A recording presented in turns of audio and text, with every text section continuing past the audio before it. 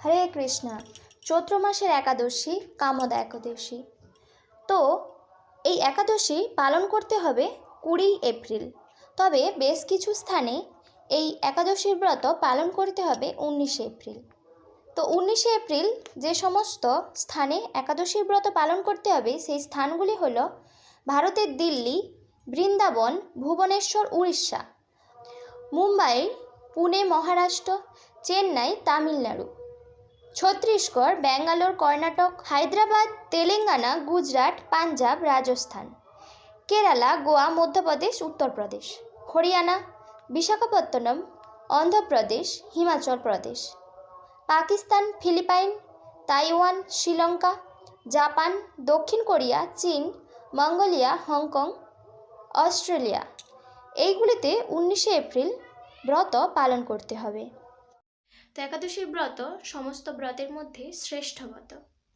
শ্রী চৈতন্য মহাপ্রভু তেনার মাতা সচী মাতাকে এই একাদশীর ব্রত পালন করার জন্য বলেছিলেন। অনেকে মনে করে একাদশীর ব্রতটি কেবলমাত্র বিধবারা পালন করতে পারে, কিন্তু এটি একেবারেই নয়। 8 থেকে শুরু করে 80 বছর পর্যন্ত, এছাড়া তারও বেশি, যতদিন বেঁচে থাকবে, যে যতটা ভাবে পালন করতে পারবে খুব নিষ্ঠা সহকারে পালন করার কথা শাস্ত্রে বলা হয়েছে। সবাই এই একাদশীর ব্রতটি পালন করতে পারে। একাদশীর দিন পঞ্চশস্যতে পাপ পুরুষ প্রবেশ করে, আর এই একাদশীর দিন যারা পঞ্চশস্য গ্রহণ করে তারা খুব সহজেই বড় বড় পাপের অধিকারী হয়।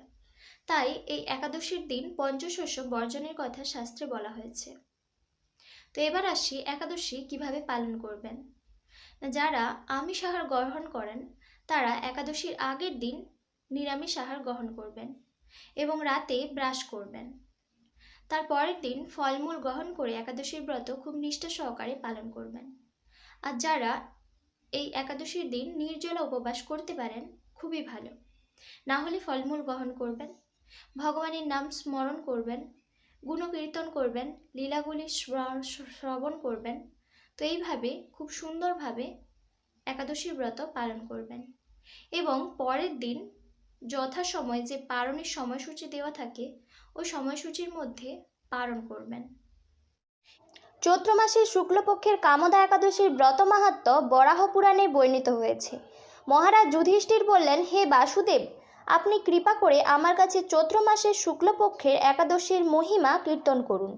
শ্রীকৃষ্ণ বললেন, হে মহারাজ, এই একাদশীর ব্রত সম্পর্কে এক বৈচিত্র্য কাহিনী বর্ণনা করছি, আপনি এক মনে তা শ্রবণ করুন। পূর্বে মহর্ষি বৈশিষ্ট্য মহারাজ দিলীপের কৌতূহল নিবারণের জন্য এই ব্রত কথা কীর্তন করেছিলেন। ঋষি বৈশিষ্ট্য বললেন, হে মহারাজ, চৈত্র মাসের শুক্লপক্ষের একাদশীর নাম কামদা। এই তিথি পাপ নাশক ও পুণ্যদায়িনী। পূর্বকালে মনোরম নাগপুরে স্বর্ণ নির্মিত গৃহে বিষধর নাগেরা বাস করত। তাদের রাজা ছিলেন পুণ্ডরিক। গন্ধর্ব, কিন্নর ও অপ্সরাদের দ্বারা তিনি সেবিত হতেন। এই পুরীর মধ্যে অপ্সরা শ্রেষ্ঠ ললিতা ও ললিত নামে গন্ধর্ব স্বামী স্ত্রী রূপে ঐশ্বর্যপূর্ণ এক গৃহে পরম সুখে দিন যাপন করত। একদিন পুণ্ডরিকের রাজসভায় ললিত একা গান করছিল। এমন সময় ললিতার কথা তার মনে পড়ল। ফলে সঙ্গীতের স্বর, লয়, তাল, মানের বিপর্যয় ঘটল। কর্কটক নামে এক নাগ ললিতের মনোভাব বুঝতে পারল। গানের ছন্দভঙ্গের ব্যাপারটি সে পুণ্ডরিক রাজার কাছে জানালো। তা শুনে সর্পরাজ ক্রোধ ভরে কামাতুর ললিতকে, রে দুর্মতি, তুমি রাক্ষস হও বলে অভিশাপ দান করল। সঙ্গে সঙ্গে সেই ললিত ভয়ঙ্কর রাক্ষস মূর্তি ধারণ করল। তার হাত 10 যোজন বিস্তৃত, মুখ পর্বত গুহা তুল্য, চোখ দুটি প্রজ্বলিত আগুনের মতো, ঊর্ধ্বে 8 যোজন বিস্তৃত প্রকাণ্ড এক শরীর সে লাভ করল। ললিতের এরকম ভয়ঙ্কর রাক্ষস শরীর দেখে ললিতা মহা দুঃখে চিন্তায় ব্যাকুল হলেন। স্বেচ্ছাচারী রাক্ষস ললিত দুর্গম বনে ভ্রমণ করতে লাগল। ললিতা কিন্তু তার সঙ্গ ত্যাগ করল না। ললিত নির্হৃদয়ভাবে মানুষ ভক্ষণ করত। এই পাপের ফলে তার মনে বিন্দুমাত্র শান্তি ছিল না। পতিত সেই দুরাবস্থা দেখে ব্যথিত চিত্তে রোদন করতে করতে ললিতা গভীর বনে প্রবেশ করল। একদিন ললিতা বিন্ধ্য পর্বতে উপস্থিত হল। সেখানে ঋষ্যমৃগ মুনির আশ্রম দর্শন করে মুনির কাছে হাজির হল। তার চরণে প্রণাম করে সেখানে দাঁড়িয়ে রইল। মুনিবর জিজ্ঞাসা করলেন, হে সুন্দরী, তুমি কে? কার কন্যা? কি কারণেই বা এই গভীর বনে এসেছ? তা সত্যি করে বলো। তদুত্তরে ললিতা বলল, হে প্রভু, আমি বীরধন্যা গন্ধর্বের কন্যা। আমার নাম ললিতা।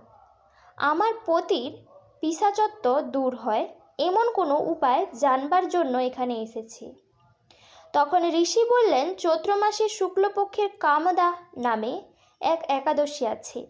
তুমি সেই ব্রত যথাবিধি পালন করো। এই ব্রতের পুণ্যফল তোমার স্বামীকে অর্পণ করলে তৎক্ষণাৎ তার সমস্ত পাপ বিনষ্ট হবে। বৈশিষ্ট্য ঋষি বললেন, হে মহারাজ দিলীপ, মুনির কথা শুনে ললিতা আনন্দ সহকারে কামদা একাদশী পালন করল। তারপর ব্রাহ্মণ ও বাসুদেবের সামনে পতির উদ্ধারের জন্য আমি যে কামদা একাদশীর ব্রত পালন করছি তার সমস্ত ফল আমার পতির উদ্দেশ্যে অর্পণ করলাম। এই পুণ্যের প্রভাবে তার পিশাচত্ব দূর হোক। এই কথা উচ্চারণ মাত্রই ললিত সাপ মুক্ত হয়ে দিব্য দেহ প্রাপ্ত হল। পুনরায় গন্ধর্ব দেহ লাভ করে ললিতার সাথে সে মিলিত হল। তারা বিমানে করে গন্ধর্বলোকে গমন করল। হে মহারাজ দিলীপ, এই ব্রত যত্ন সহকারে সকলেরই পালন করা কর্তব্য। এই ব্রত ব্রহ্মহত্যা, পাপ বিনাশক এবং পিশাচত্ব মোচনকারী। এই ব্রত কথা শ্রবণপূর্বক পাঠ ও শ্রবণে বাজপেয় যজ্ঞের ফল লাভ হয়।